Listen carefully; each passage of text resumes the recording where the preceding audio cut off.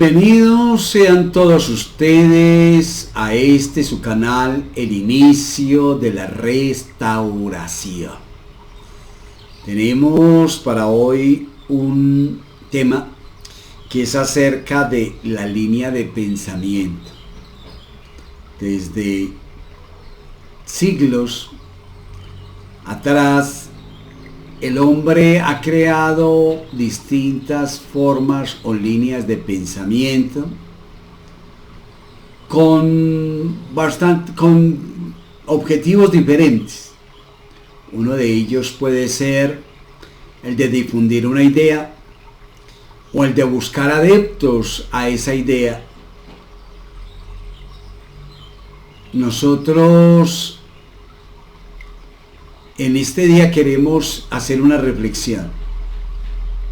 Esta es ya la segunda reflexión que hacemos, ¿cierto?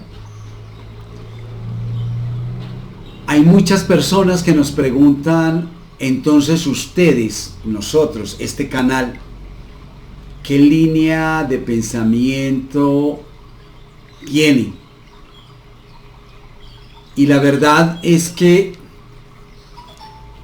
nuestra línea de pensamiento es amplia, o sea,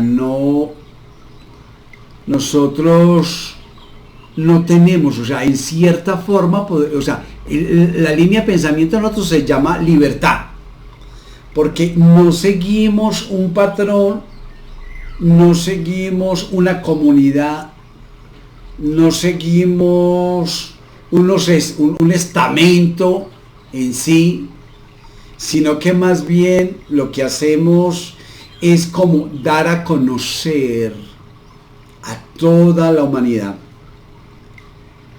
la libertad que el Creador nos ha dado en nuestra forma de pensar, de hablar y de accionar.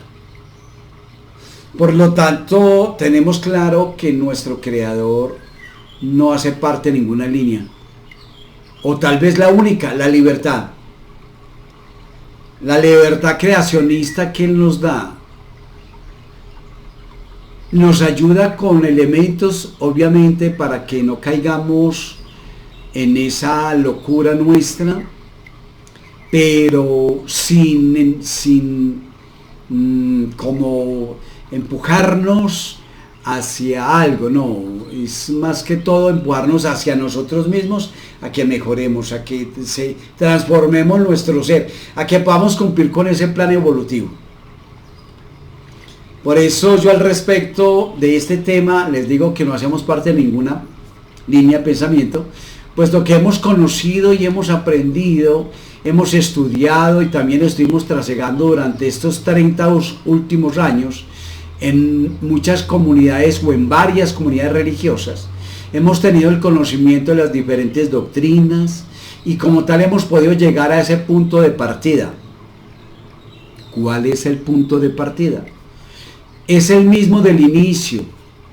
Es la sed y el hambre por conocer a Dios, por conocerme a mí.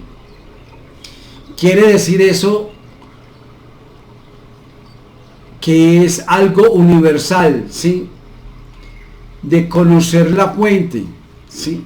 De conectarnos, encontrar una conexión con el Creador, ¿sí? Así como tú lo quieres, así como tú has anhelado, nosotros un día lo hicimos, anhelamos y logramos conectarnos con Él, porque entendimos que con Él tenemos que tener, Él nos da la libertad, y si Él nos hace libres, como dice allí, entonces, ¿por qué tenemos que estar sujetos a alguna línea de pensamiento? Entonces, si es el Dios el comienzo de nuestra búsqueda, y es lo que todo ser humano en su espíritu anhela conocer, ¿quién le creó? ¿De dónde viene? ¿Y hacia dónde va? Es algo imprescindible en cada vida el conocer su origen y su punto de partida y su punto de regreso. Entonces, podríamos entonces, por eso que nosotros en esa búsqueda hemos podido aprender de dónde vienen las distintas doctrinas o religiones existentes. Cuando uno conoce ya el origen de todas las religiones y se da cuenta que son creadas por el hombre, es allí donde usted hace una reflexión. Esa reflexión es que le hicieron con un propósito, a ti y a mí nos hicieron con un propósito. Tal vez sea el que nosotros busquemos y encontremos la respuesta a tantas cosas y a tantas preguntas que nos hemos planteado. Pero la gran mayoría de estas religiones o doctrinas llevan a tener o adaptar una línea de pensamiento igual a la que el interlocutor o ese líder religioso les desea llevar.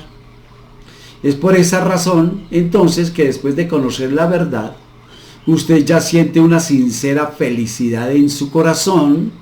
La razón es la siguiente: porque le lleva a sentirse libre de todas esas manipulaciones, de todas estas reglas instituidas por hombres. No hagas, no esto, no subas, no bajes, no comas, no te cases, no esto, no lo demás, ¿cierto? Cosas que dice que el Creador dijo y sin decirlo. Y la verdad de todo es que debemos ser maduros, debemos desprendernos del cordón umbilical de las culturas religiosas, que porque así me hizo mi mamá, me hizo mi papá, porque es que el que sabe es este y aquel. Nada de eso, pamplinas. Estudie usted, busque usted, experimente usted y dése cuenta realmente de la verdad.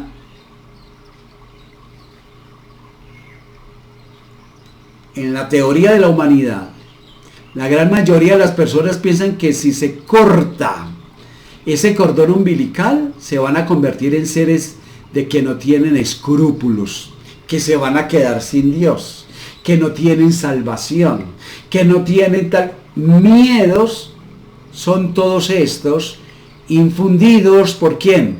Por la misma religión, ¿sí? La verdad es que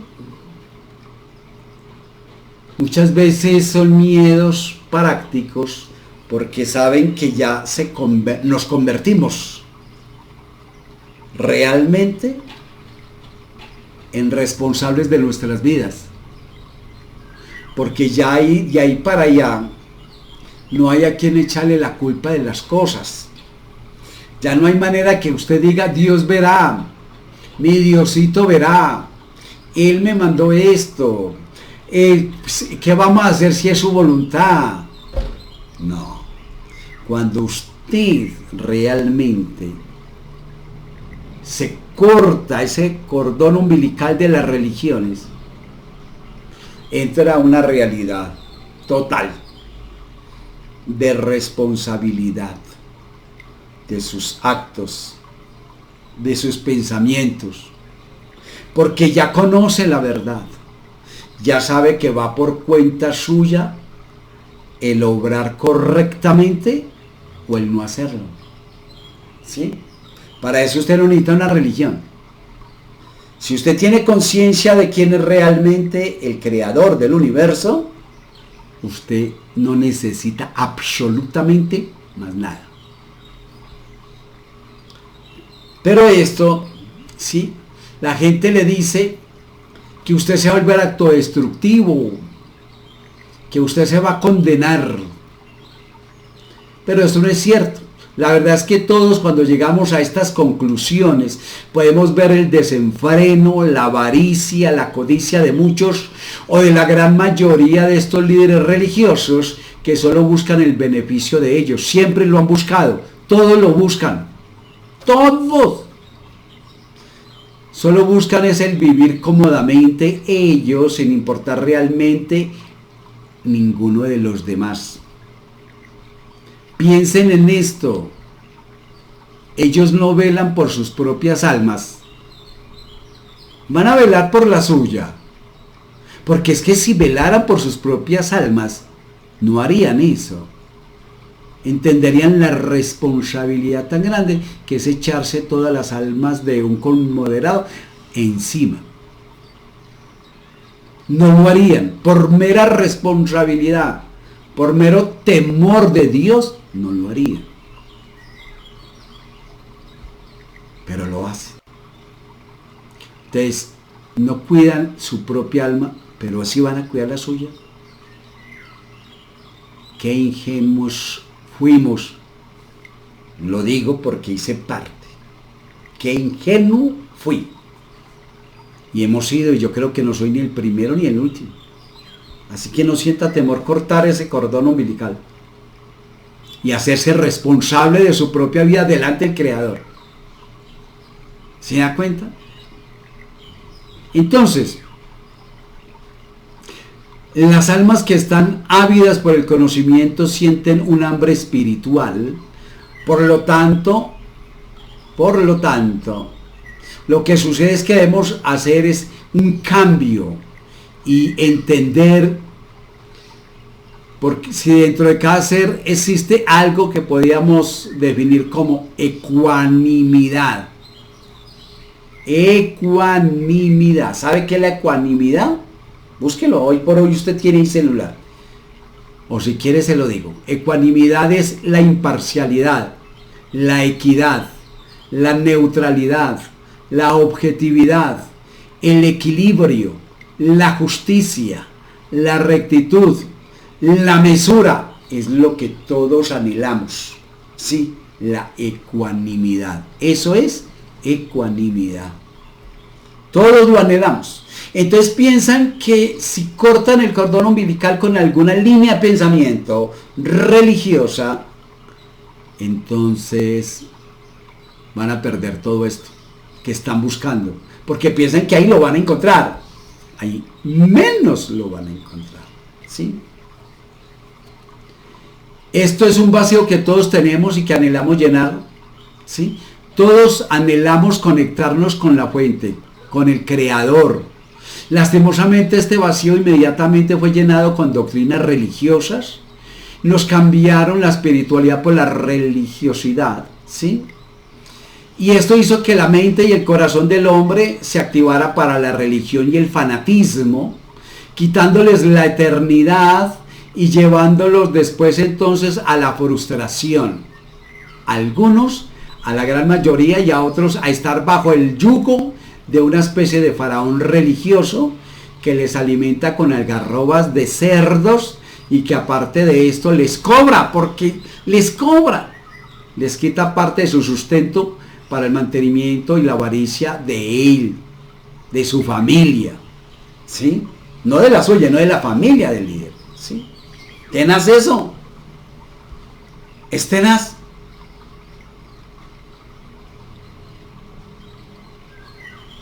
Es por eso que yo debo saber que esa ecuanimidad la busco yo, personalmente, con el Creador, ¿sí? El poder tener mesura, rectitud, justicia, equilibrio, objetividad, neutralidad y equidad. La verdad es que todos debemos entender que las cosas no son por allí, por un lugar X o tal. Ese vacío de ecuanimidad fue hecho precisamente para que el hombre siempre sienta ese anhelo de búsqueda, ese anhelo de conocimiento del Dios verdadero, o sea, del Creador del universo.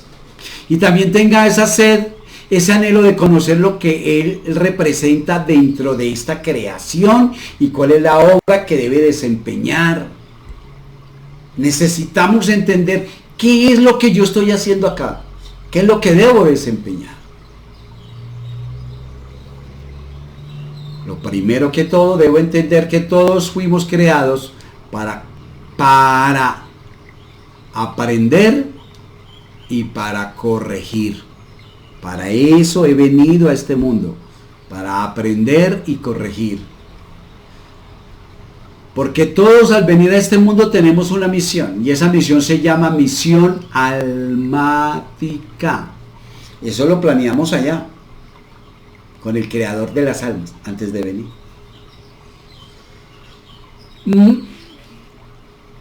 Como tal, entonces quiere decir que los que estamos sobre la tierra ahora, ya hemos estado en alguna oportunidad, y de esto no cabe la menor duda. Con respecto a esto podemos conocer desde la parte científica Y hoy vamos a esta reflexión, a hablar un poco de esta.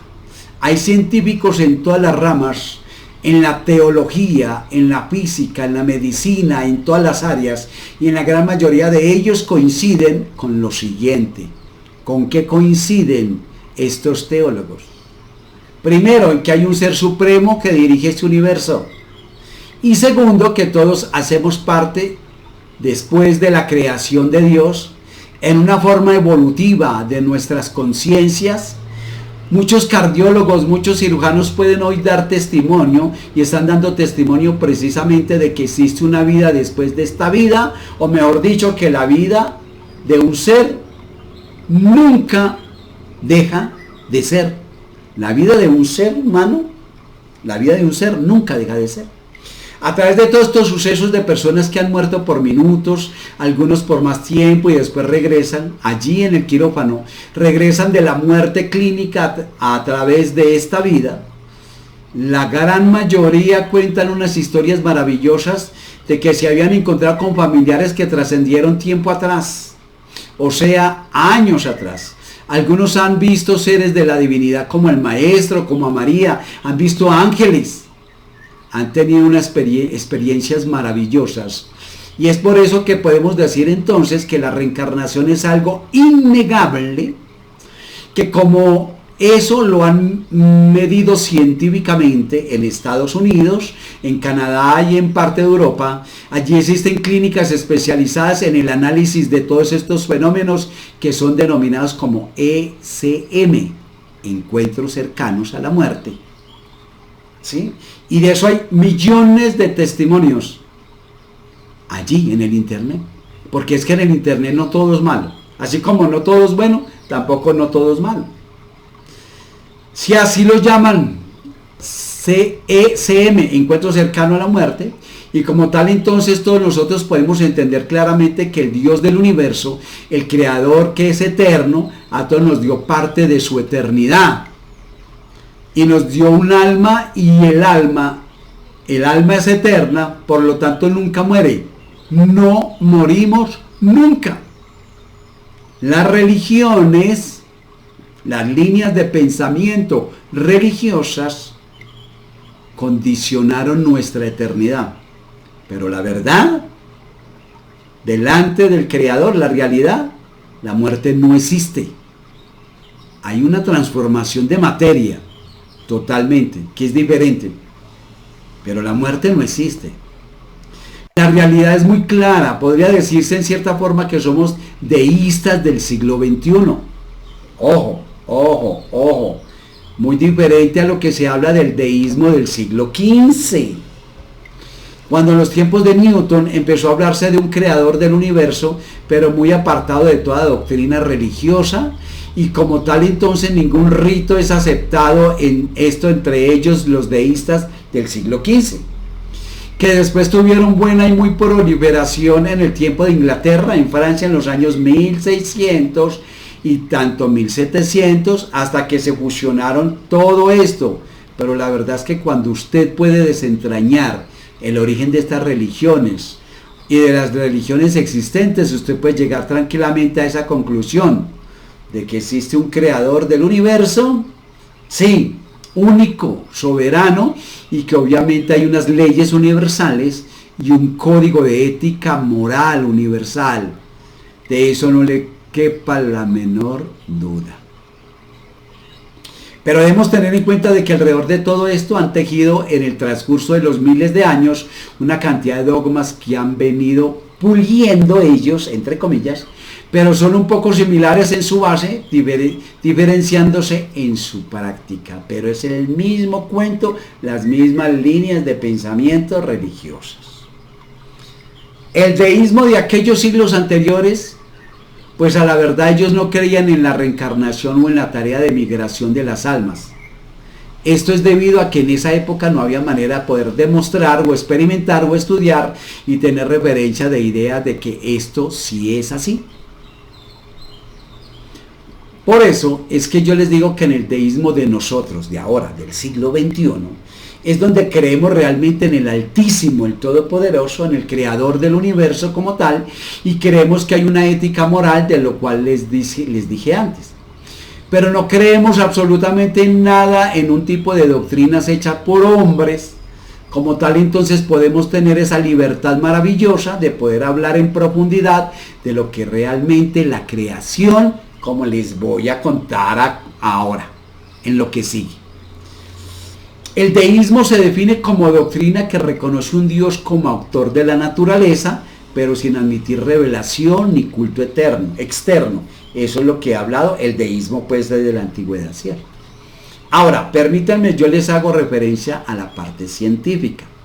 Hablemos un poco de esta cuestión y de lo siguiente. Muchos científicos hoy por hoy han descrito, después de muchos análisis, y hablo de científicos muy serios de distintas latitudes, que han dicho que es tiempo de replantear la cronología de la Tierra, del universo y de muchísimas cosas, porque han encontrado fósiles de millones y millones de años, de hombres, de seres que estuvieron sobre la Tierra.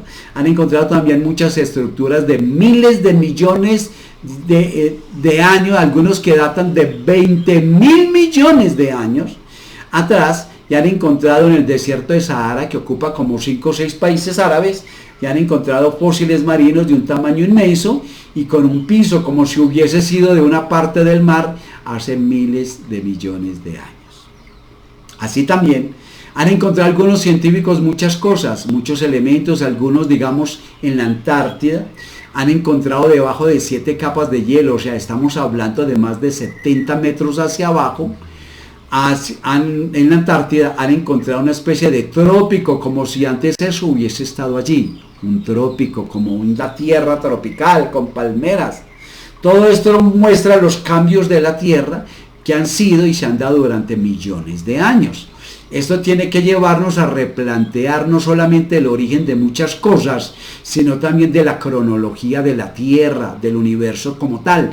Por eso las mismas escrituras a través de Shaul Pablo hablan de que nosotros debemos renovar nuestro entendimiento, ¿sí?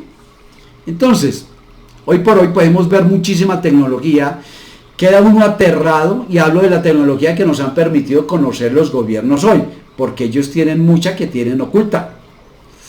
A la postre entonces podemos decir que la tecnología que hoy tenemos, o que hoy vemos, o que hoy disfrutamos, es algo que ha existido desde muchos siglos atrás, millones de siglos atrás.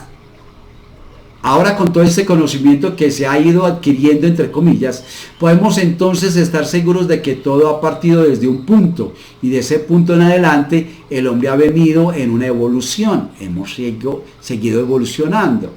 Ahora, ¿cuál es ese punto? Se preguntará cada uno de ustedes, ¿verdad? Y la respuesta tal vez a muchos no les va a gustar. Pero lo maravilloso de todo es que hoy por hoy cada uno de nosotros podemos investigar, porque están en los libros, están en internet. Si esta historia, obviamente, pues parte de la historia es amañada, va como inclinada hacia otras cosas, buscando que el hombre viva en esa ignorancia, pero la verdad nosotros que tenemos un grado de conciencia es donde podemos dilucidar que la historia que nos contaron y que aprendimos le faltó un pedazo, y eso se llama realidad. A la historia que conocemos, sea universal, sea religiosa, sea material, sea familiar, le hace falta un pedazo, y ese pedazo que le falta a esa historia se llama la realidad. Tan así es que si usted lee las escrituras, encuentra en el libro de Eclesiastés, en el capítulo 1 del 9 a 11, lo siguiente, dice: ¿qué es lo que fue? Lo mismo que será. ¿Qué es lo que ha sido hecho? Lo mismo que se hará, y nada hay nuevo debajo del sol. Versículo 10. ¿Hay algo que se pueda decir, aquí esto es nuevo? Ya fue en los siglos que nos han precedido. Versículo 11. No hay memoria de lo precedido, ni tampoco de lo que sucederá. Habrá memoria en lo que será después, ni tampoco en lo que sucederá habrá memoria después. O sea, hay muchas cosas que encuentran en fósiles y en todo, pero no hay quien cuente la historia, ¿cierto? Pero es algo que ya pasó. Si ustedes notan y les gusta la historia, ustedes pueden encontrar que los aztecas y todos estos que llaman indios, los aborígenes antiguos, tienen en piedra, ¿sí? Tienen figuras de gente hablando por celular y con computador y con escalafandras y con una cantidad de cosas.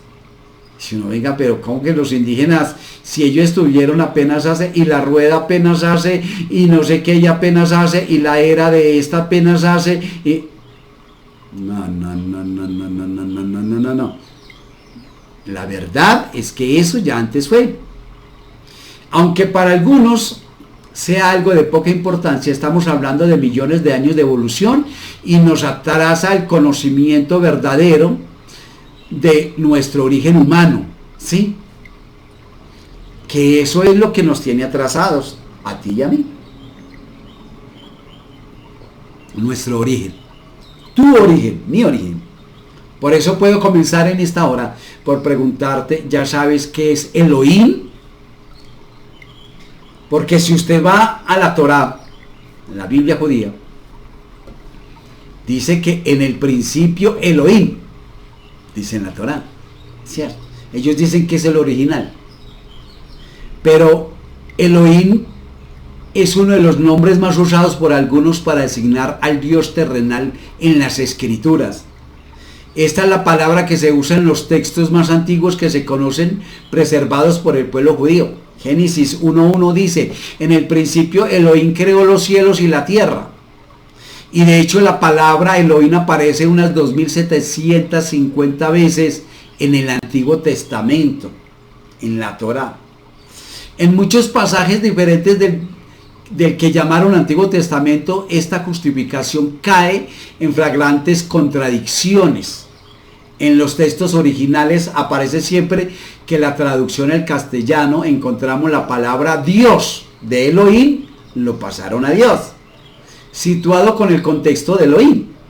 Surge claramente que los Elohim eran un gran grupo de entidades absolutamente físicas de carne y hueso, correspondientes a los Anunnakis descritos en las tablillas cuneiformes del sumerio Alcadio que está en Irak.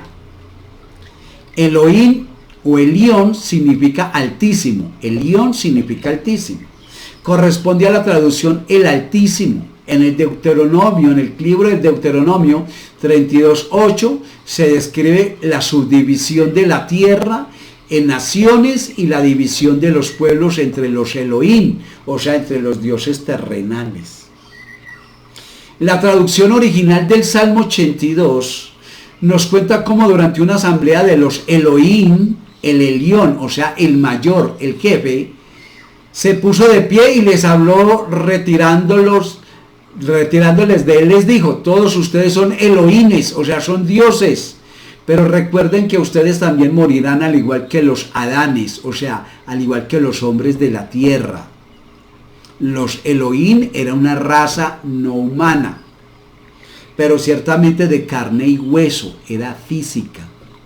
Su apariencia extraída de muy pocas pistas del Antiguo Testamento y escritos extrabíblicos los describen como personajes altos con piel de color blanca, lechosa, cabello blanco plateado y grandes ojos iridiscentes. Se les considera eternos o inmortales, pero solo por su longevidad desproporcionada en comparación con los Adanes, habitantes literalmente los terrestres.